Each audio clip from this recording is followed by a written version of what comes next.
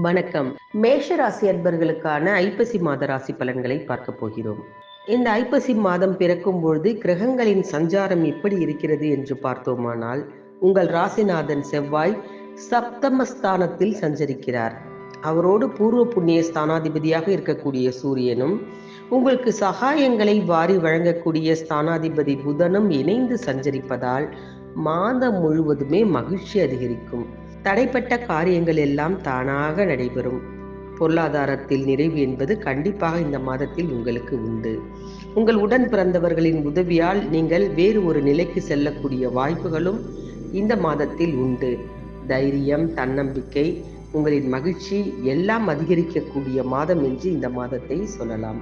மாத தொடக்கத்தில் குரு பகவான் கடகராசியில் உச்சம் பெற்று அமர்ந்திருக்கிறார். அவரது பார்வையின் பலம் மிகப்பெரிய நன்மைகளை உங்களுக்கு கொண்டு வந்து சேர்த்துவிடும். உடலில் ஏதாவது பிரச்சனைகள் இருந்தால் அதெல்லாம் உங்களை விட்டு அகலக்கூடிய ஒரு மாதம் என்று இந்த சொல்லலாம். இதுவரை மருத்துவ செலவுகள் அதிகரித்திருந்தால் அதையெல்லாம் இப்பொழுது மாறிவிடும். ஏதாவது இடமாற்றத்தை எதிர்பார்த்து காத்திருப்பவர்களுக்கு அது கைகூடக்கூடிய ஒரு நேரம் என்றும் இதை சொல்லலாம். போட்டி பந்தயங்களுக்கு மத்தியில் ஒரு முன்னேற்றம் என்பது கண்டிப்பாக உங்களுக்கு உண்டு.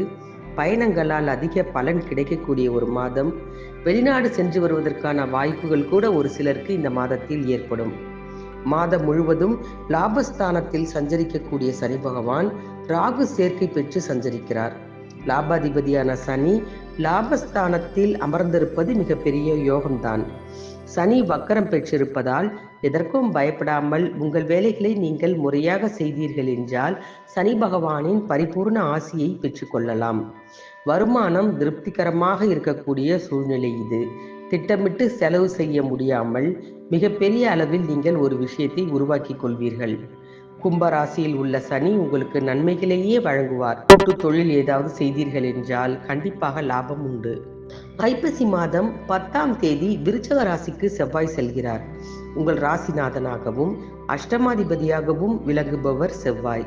அவர் தன் சொந்த வீட்டிற்கு வரும் இந்த நேரத்தில் எதிர்பார்ப்புகள் எல்லாம் உங்களுக்கு எளிதில் நிறைவேறும். ஐப்பசி மாதம் 17ஆம் தேதி துலாம் ராசிக்கு சுக்கிர பகவான் சென்று அமரப்போகிறார். புத சுக்கிர யோகமும் புத ஆதித்ய யோகமும் இதனால் ஏற்பட போகிறது. இந்த காலத்தில் எதிர்பார்ப்புகள் உங்களுடையது எதுவாக இருந்தாலும் அது முறையாக நடக்கும். வாழ்க்கை துணைக்கு வேலை கிடைக்கவில்லையே என்று கவலைப்பட்டவர்களுக்கெல்லாம் நல்ல வாழ்க்கை கிடைக்கப் போகிறது, நல்ல வேலை கிடைக்கப் போகிறது, நல்ல வாழ்க்கை துணையும் கிடைக்கப் போகிறது. அதனால் வேலையின் பொருட்டு மிகப்பெரிய ஒரு வருமானமும் வீட்டிற்கு இரட்டிப்பாக வரப்போகிறது.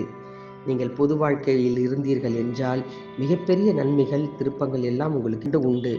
வியாபாரம் மற்றும் தொழில் செய்பவர்களுக்கு எதிர்பார்த்த லாபம் கிடைக்கப் போகிறது.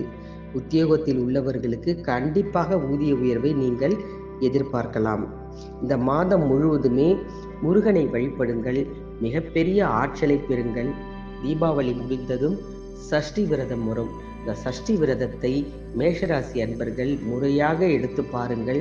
கண்டிப்பாக உங்கள் வாழ்க்கையில் மிகப்பெரிய ஏற்றத்தை நீங்கள் பெறுவீர்கள். இது போன்ற மற்ற 11 ராசிகளின் பலன்களை பார்க்க மறக்காமல் ஜி கிரியேஷன் தமிழ் சேனலை சப்ஸ்கிரைப் பண்ணி வைத்துக் கொள்ளுங்கள். நன்றி, வணக்கம்.